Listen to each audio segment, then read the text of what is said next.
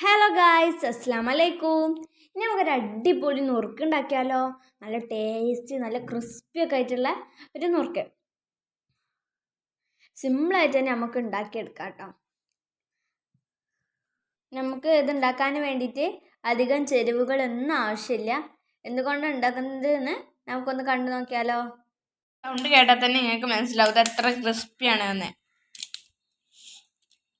ഇതാ കണ്ടില്ലേ?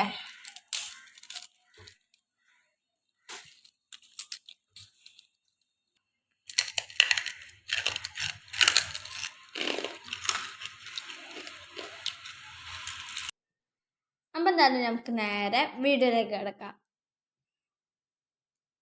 അതിന് വെച്ചതാ ഒരു കപ്പ് ചോറ് എടുത്തിട്ടുണ്ട്.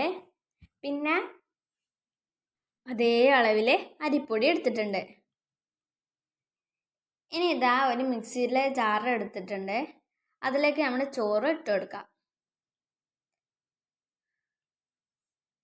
അതിനുശേഷം അരിപ്പൊടി ഇട്ട് കൊടുക്കാം.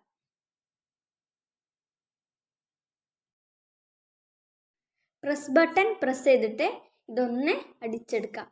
എന്നിട്ട് ഒരു പാത്രത്തിലേക്ക് ഇട്ടിട്ടുണ്ട്. ഇതാ ഈ ഒരു രീതിയിലാട്ടോ കിട്ടേണ്ടത്. അതിനുശേഷം അതിലേക്ക് ആവശ്യത്തിന് ഉപ്പ് ചേർത്ത് കൊടുക്കാം.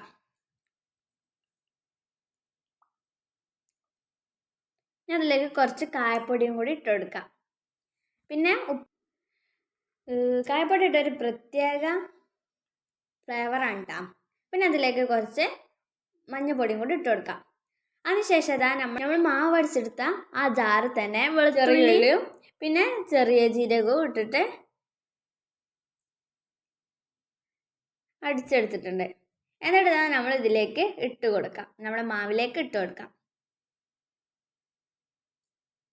പിന്നെ അതിലേക്ക് ഒരു സ്പൂൺ ഓയിൽ ഒഴിച്ചു കൊടുക്കാം. എന്നിട്ട് ഒന്നൊന്ന് കുഴച്ചെടുത്തിട്ടുണ്ട്. ഇനി അതിലേക്ക് തേങ്ങ പൊടിച്ചതും കൂടി ഇട്ട് കൊടുക്കാം. എന്നിട്ട് ഇത് നന്നായിട്ട് കുഴച്ചെടുക്കാം.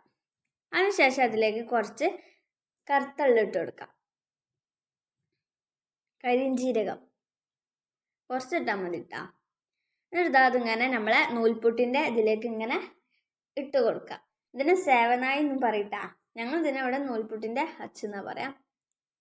ഇനി അതിലേക്ക് ഇങ്ങനെ നിറച്ച് കൊടുത്തിട്ട് പിന്നെ ഇതിൻ്റെ ഇതിൽ നമ്മൾ വെച്ചിട്ടുള്ള സ്റ്റാറിൻ്റെ അതാട്ടാ. അത് ഞാൻ വീഡിയോയിൽ ഉൾപ്പെടുത്താൻ മറന്നുപോയി. ഇത് പിന്നെ ഒരു പ്ലേറ്റിലേക്ക് എണ്ണ സ്പ്രെഡ് ചെയ്തിട്ട് അതിൻ്റെ ആ പാത്രത്തിൽ അതിങ്ങനെ ചുറ്റിച്ച് ഇങ്ങനെ കൊടുക്കാം.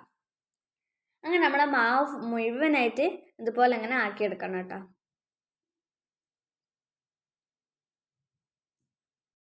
ഇനി ഒരു പാത്രത്തിലേക്ക് ഓയിൽ ഒഴിച്ച് കൊടുത്ത ശേഷം അതിലേക്ക് നമ്മളിതിട്ടിട്ട് നന്നായിട്ടൊന്ന് ഫ്രൈ ചെയ്തെടുക്കാം.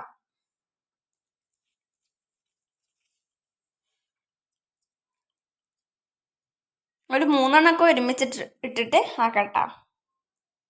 ഞാൻ അതിലത്തൊരു കുഞ്ഞിത് ഉണ്ടാക്കിയിട്ടിട്ടുണ്ട്.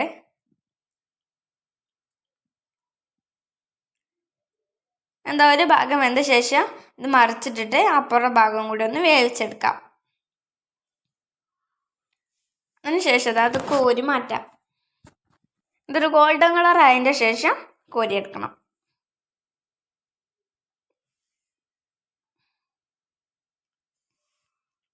ഇതുപോലെ എല്ലാതും ഇങ്ങനെ വറുത്തെടുക്കാം.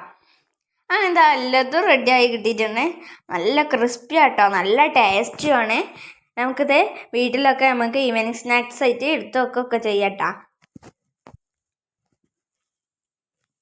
ആ ചെറിയുള്ളി വെളുത്തുള്ളിയൊക്കെ ഇട്ടതുകൊണ്ട് ഒരു പ്രത്യേക ടേസ്റ്റ് ഉണ്ട്. ചോറ് അതിലേക്ക് ഇട്ടുകണെന്ന് പോലും അറിയണില്ല.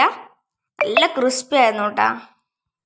ഇത് നമ്മൾ സാധാ കടയിൽ നിന്നൊക്കെ വാങ്ങിക്കണ അരിനുറുക്കിൻ്റെ അതേപോലെ തന്നെ ഉണ്ട്.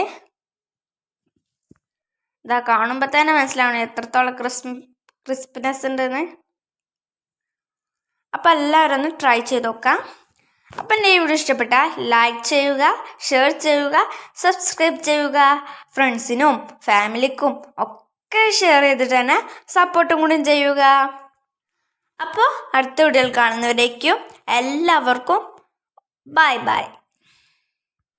വീഡിയോ കണ്ട് ചാനൽ ഇഷ്ടപ്പെട്ടാൽ ഒന്ന് സബ്സ്ക്രൈബ് ചെയ്യണേ. അപ്പോൾ ശരി, എന്നാൽ ബൈ.